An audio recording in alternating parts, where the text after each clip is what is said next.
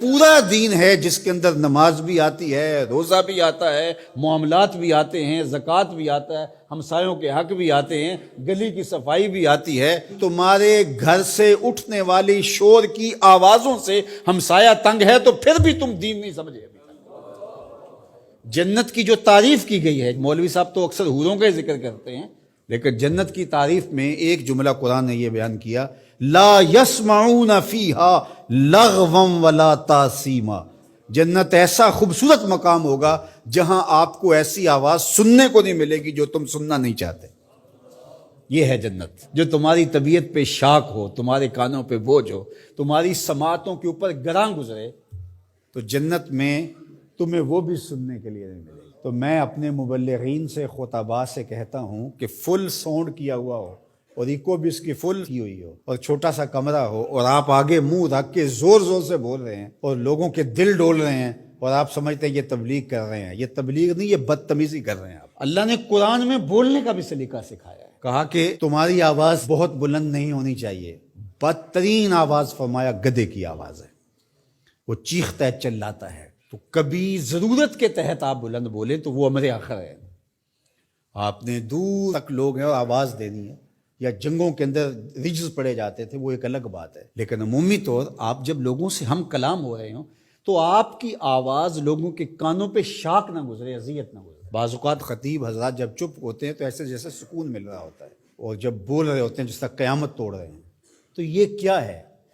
جنت کی یہ تعریف ہے، لا یسمعون فیہا لغوا، اس میں لغو بات سننے کو نہیں ملے گی۔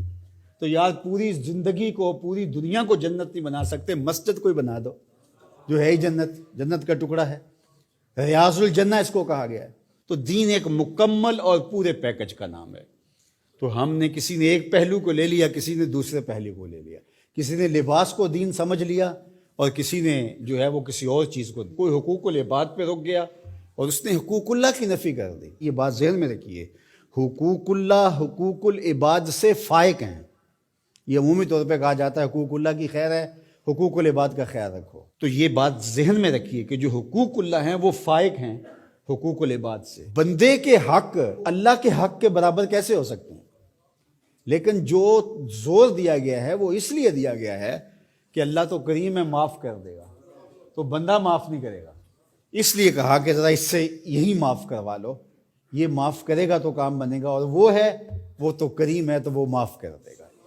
تو اس کا یہ مطلب نہیں نکلتا کہ اس کے حق کوئی کمزور ہے، اس کے حق بندے سے فائق ہیں، اوپر ہے۔ تو اس لیے یہ بات ذہن میں رکھیے کہ دین ایک مکمل، کامل، اکمل اور پورا پیکج ہے جس کے اندر سارے پہلو پائے جاتے ہیں، اور ہم ایک پہلو کو بعض اوقات لے لیتے ہیں اور ایک پہلو کو نظر انداز کر دیتے ہیں۔ اسی طرح دین کا کام کرنے والے بھی، ایک تنظیم ایک پہلو کو اجاگر کر رہی ہے، دوسرے کو چھوڑ رہی ہے، دوسری ایک کو اجاگر کر رہی ہے، دوسرے کو چھوڑ رہی ہے۔